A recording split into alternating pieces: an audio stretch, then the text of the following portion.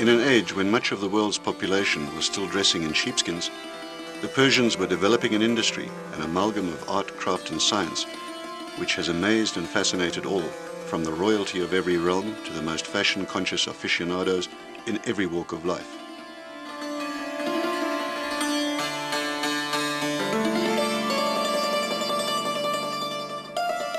The Persian Empire was at its peak more than 2,500 years ago. The warrior kings and statesmen of the era built the once fabulous Persepolis, a city of palaces, complete with monuments and statues to proclaim their glory and greatness.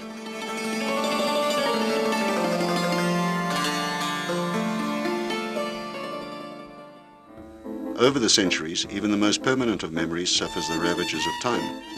But unlike the dead stone, silently eroding away, the ancient arts, culture and craftsmanship of Iran are vibrant and alive, and flourishing as never before.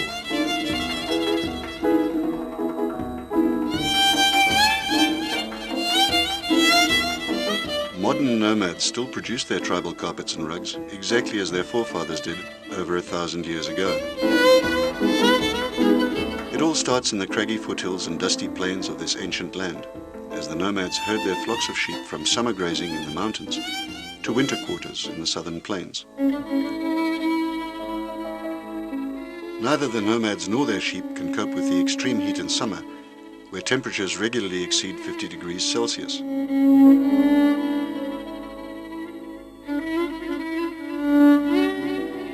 Water is a valuable resource and eagerly sought out at the end of a dry day's trek. As they draw closer to the watering holes, the animals pick up the water's scent and try to break away.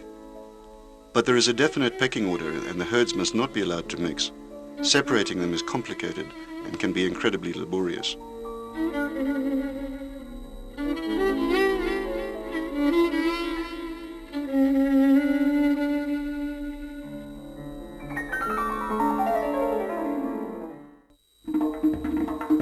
While many nomads still walk or ride with their herds, an increasing number send their worldly goods ahead by truck or pickup van, along with the rest of their family, to set up camp in advance.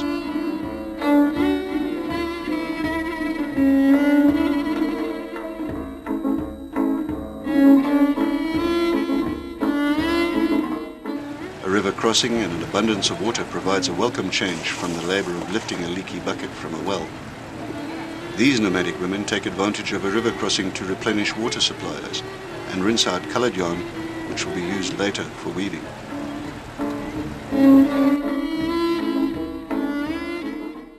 Reunited in camp, life takes on a different, more purposeful rhythm.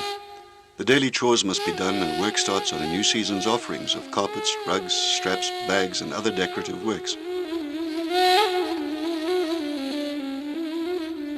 Nomadic women reflect the wealth and status of their family and tribe by their colorful dress and through the carpets and rugs they weave. Money raised from the sale of rugs and carpets has improved the nomads' lot, and for those that choose to continue the nomadic lifestyle, carpet weaving provides a good living with a steady income. And that income starts even before the first knot is tied on the loom. Raw sheep's wool must be spun into strands of yarn and bundled into skeins and then sent off for dyeing. Typically, one woman will be capable of spinning about 150 grams of yarn in a day. A major producer of rugs and carpets like the Zollanvari company would dye over 1,000 metric tons of wool a year and provide a regular income to about 800 families just from yarn spinning alone.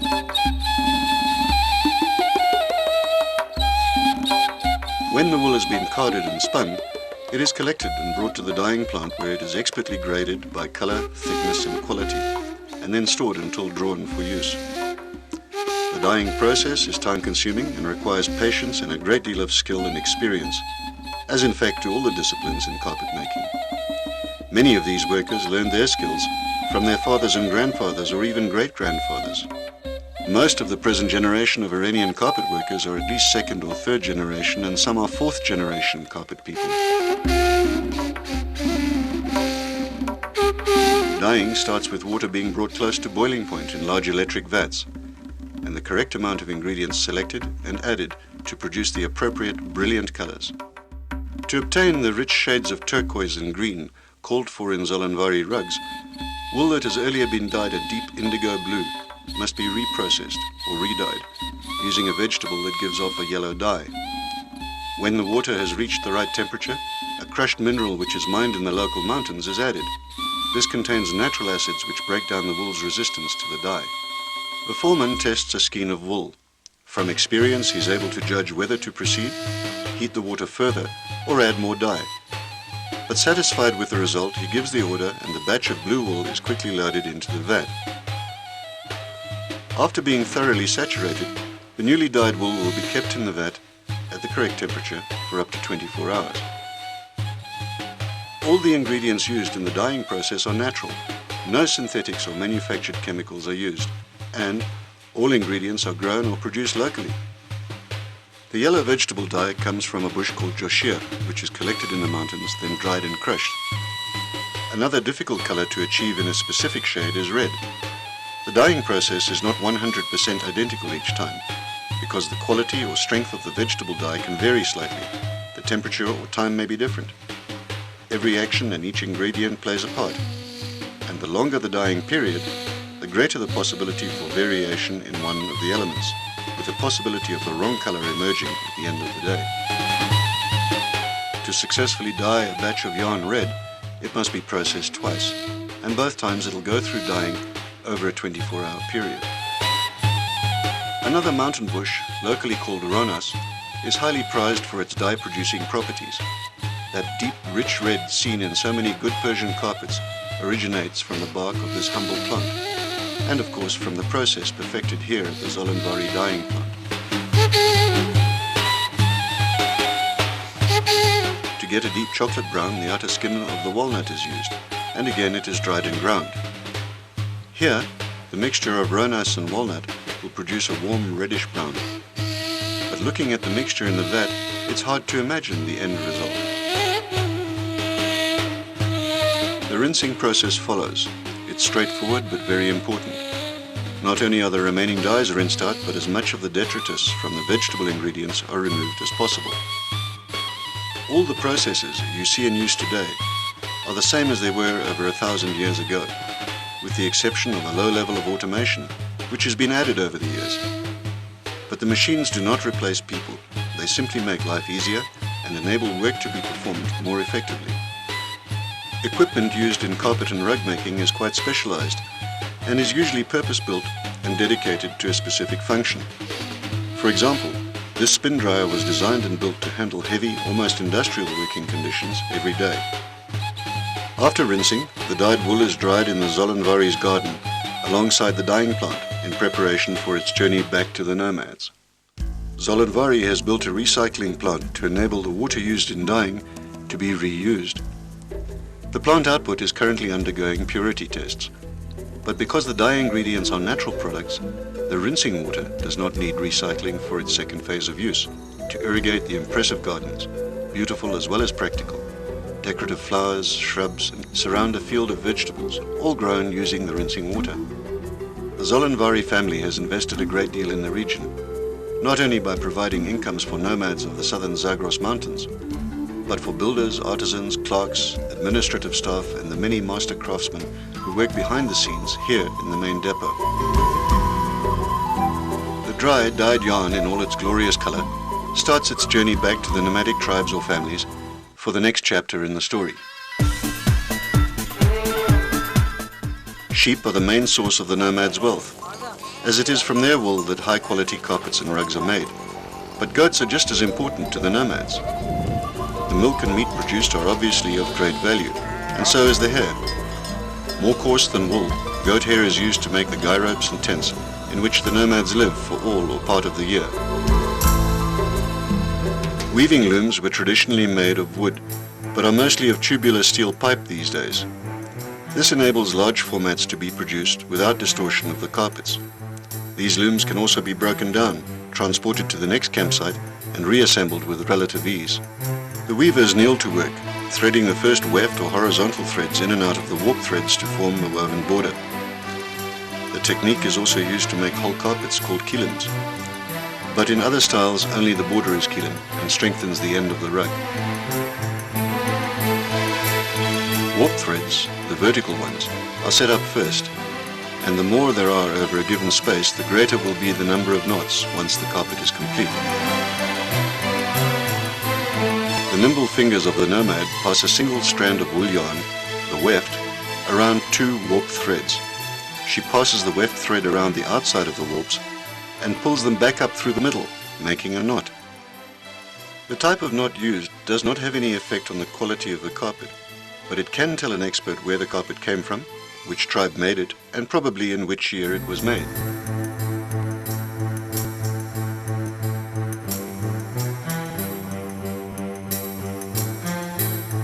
Most Persian weavers tie the knots with their fingers and use a tick, a hook knife, to pull the weft threads through or to separate the threads of the warp. The sharp blade is used to cut the weft after tightening the knot. When a row of knots is completed, the weavers use a comb-like tool called a daftun to compress the row. Knots are overlapped and held in place with 1 or 2 weft threads, followed by another row of knots and even more vigorous applications of the daftun.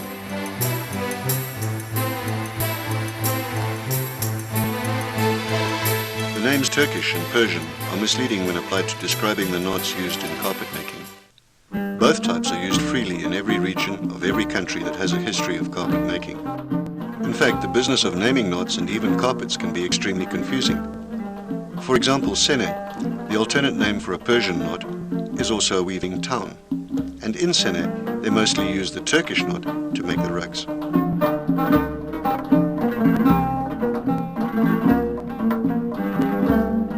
The weavers here are working in one of the tribal rug styles, and these styles, in our modern times, owe much of their popularity to the efforts of the Zollanvari company. Examples of many of the different nomadic carpet styles, such as Gabe, Zagros, Kilim and Baluch, from the southern parts of Iran have been included for viewers at the end of this video.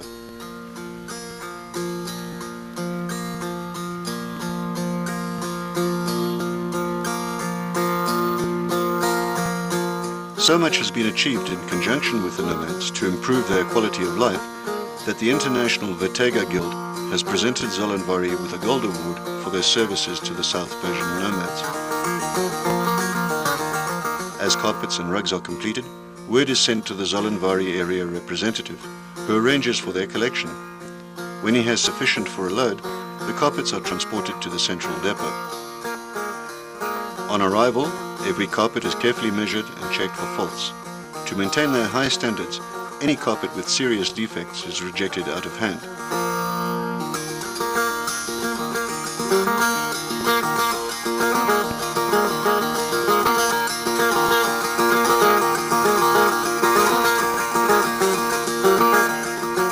At this point, the carpet or rug gains an identity. It is given a unique number, which stays with the carpet for the rest of its life. From this number, the Zollanvari company can tell who made the carpet and when, where it was sold, and even who bought it. This is of value because, as its complete history is known, the carpet can be identified if it ever reappears on the market.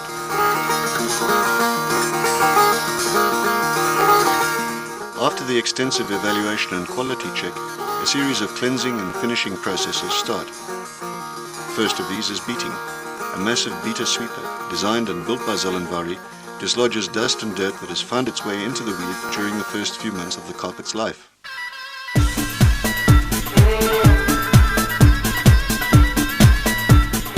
Although it is a vigorous process, no damage is done, and surprisingly, none results from the next stage, in which the carpet is subject to a searing gas flame which burns off stray fibers and hairs.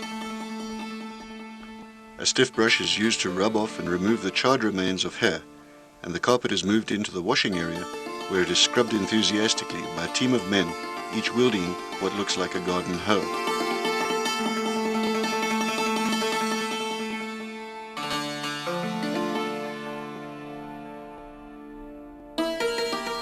Finally, the soap, no detergent is used, is rinsed off in the same manner with the hose.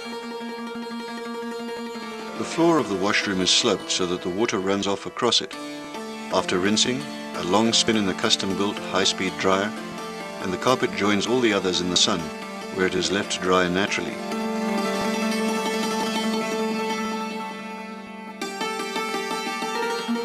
And as they dry, the colors start shining through, and the drying area takes on a look that, for all the world, resembles an exotic garden of flowers.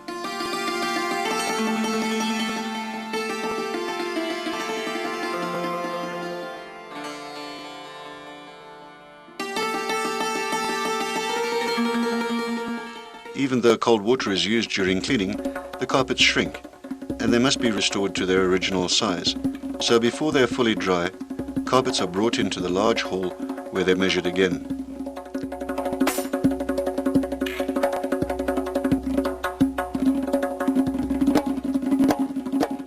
Using one corner as a starting point, string is pegged out to the carpet's original measurements, which were noted when it first arrived at the depot. To restore the carpet, it has to be stretched back to its original size.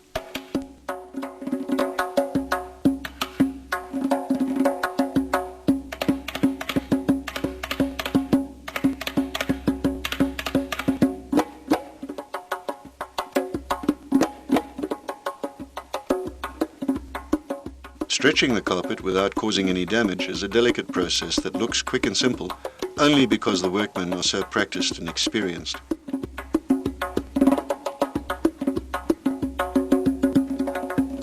Once the carpet has been restored to its original size, it goes into a final drying area, a loft, where heaters and fans keep the temperature constant at around 40 degrees Celsius.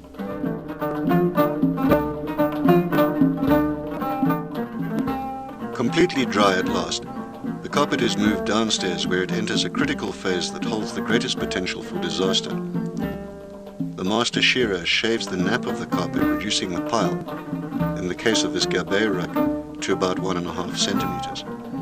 A slip of the hand here, an injudicious sweep of the shearing razor, and countless hours of painstaking work and months of income will go down the drain.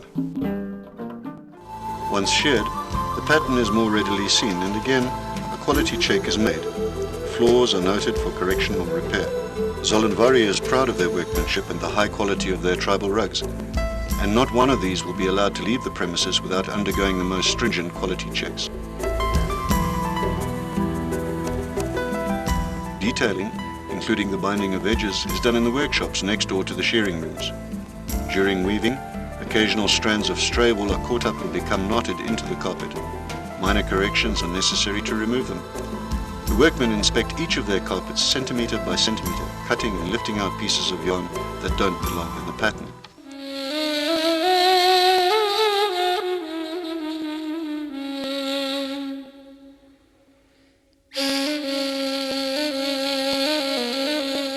At this point too, a final trim around the edges of the nap is made to tidy up the carpet.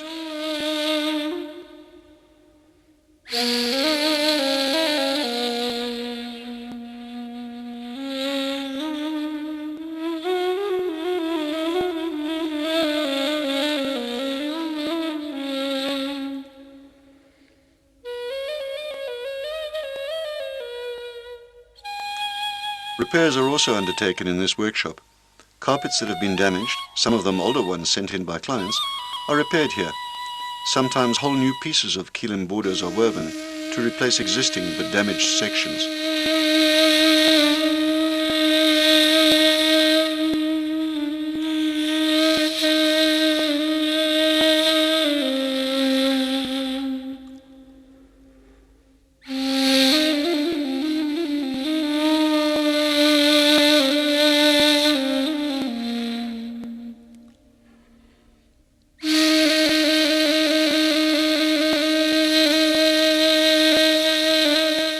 Final inspection of the new carpet is made to determine whether it's fit to be offered to the public, and, if it's not part of a pre-ordered consignment, it is sent down to the warehouse showroom.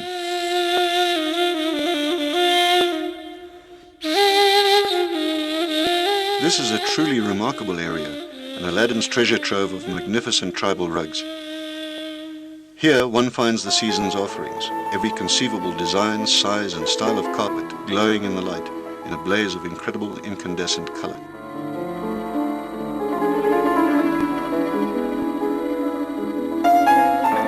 This is where boulevard boutique owners and chain store buyers alike make their way, to this high-class showroom to choose from among the latest and very best creations of Persia's modern nomads.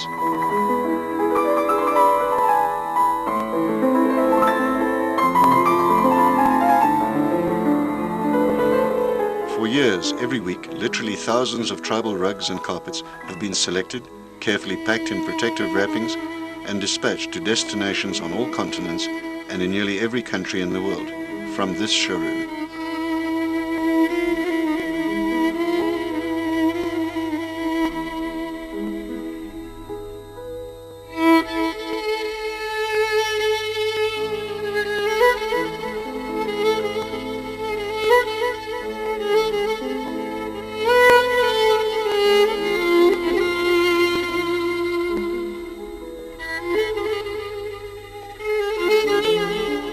Marketing of Persian tribal rugs and carpets has become much more a necessary science. Today, more than ever, people have greater choices in where and how they shop and on what they buy. So the Zollanvari company invests considerable resources in order to maintain its position as a market and fashion leader.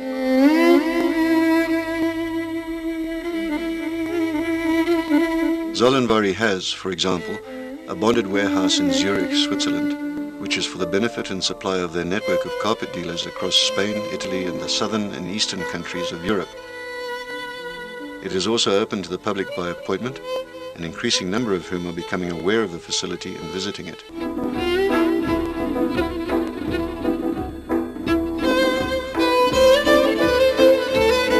The plain, ordinary facade of the building gives no hint of the profusion of glorious, colorful carpets and rugs on display in the showrooms.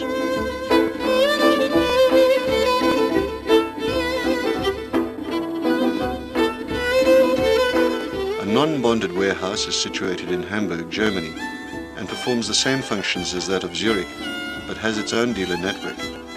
It also tends to draw its public clientele from across the northern European countries rather than from the south.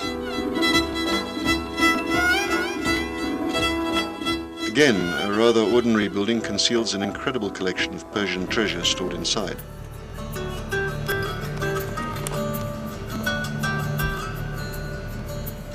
Between these two warehouse depots, clients have relatively easy access to Zollanvari tribal rugs and carpets from anywhere in Europe. Zollanvari warehouses and retail outlets have also been opened in America and in South Africa. For years, Persian tribal rugs have proven popular in the USA, and the New Jersey, New York outlet is making a big impact locally, justifying Zollanvari's decision to take their rugs and carpets directly to their prospective markets.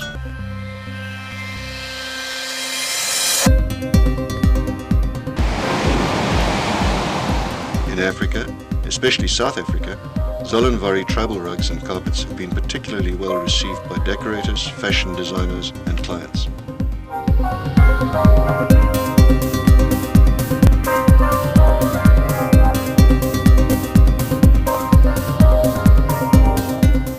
The company has also won the hearts of many by its action in supporting worthwhile charitable causes.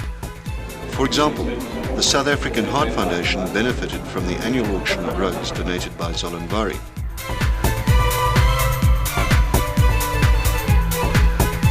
That is a really, really lovely carpet, ladies and gentlemen. The size of that is very, very good quality carpet. This is a magnificent piece as well. 1,000 rands. A big round of applause for the lady over here. 7, man, at 6,500 rand, not even a decision. The event, held in one of the 3 spectacular showrooms in South Africa, was arranged to coincide with the launch of the 2003 collection and give Cape Town residents in particular a foretaste of the new offerings for the year 2003. As we examine these fabulous creations, we can't help but marvel at the creative talent that goes into their design. Most of the patterns were inspired centuries ago by the conditions and daily events in the nomads' lives. For example, the goats, sheep, and the daily routines of existence, and of course from the decorations in places of worship and from many religious stories and legends. Some have evolved in time and bear little resemblance to the original concepts, having become incredibly stylized. In time also, more modern patterns have begun to emerge, and new combinations of colour have made their impact in the marketplace. But what lasts and what makes the Persian tribal rug so sought after is what distinguishes Zollanvari from mass-produced products. That the carpets come from traditional nomadic regions, the warp and pile consist exclusively of hand-spun, naturally dyed wool from the Zagros Mountains, and all carpets are completely hand-knotted. High knot density, good edge work and artistic design are additional elements which continue to ensure the popularity and success of these carpets and rugs.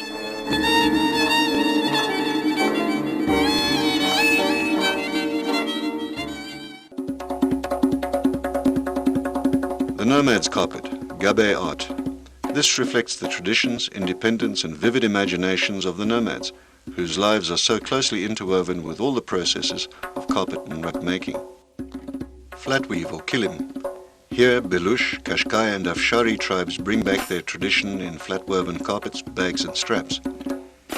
This collection includes the Belush sumak and is woven from the best hand-spun, naturally dyed wool, giving us great pleasure to see and touch. Kashkuli. These carpets have a high knot density, from 360 to 460,000 knots per square meter. The hand-spun, undyed wool for both the warp threads and for the natural dyed weft threads is very fine, thus enabling the nomads to detail their creations more fully. Luribaft, a finely woven carpet in the tradition of the Kashkuli, but with a knot density that goes up to 600,000 knots per square meter. These fine carpets are woven by the Kashkai as well as the women of Lur. Formerly nomadic but now settled in villages, the Luri can produce carpets of up to 4 by 6 meters, and it can take 6 women 1 whole year to produce such a work.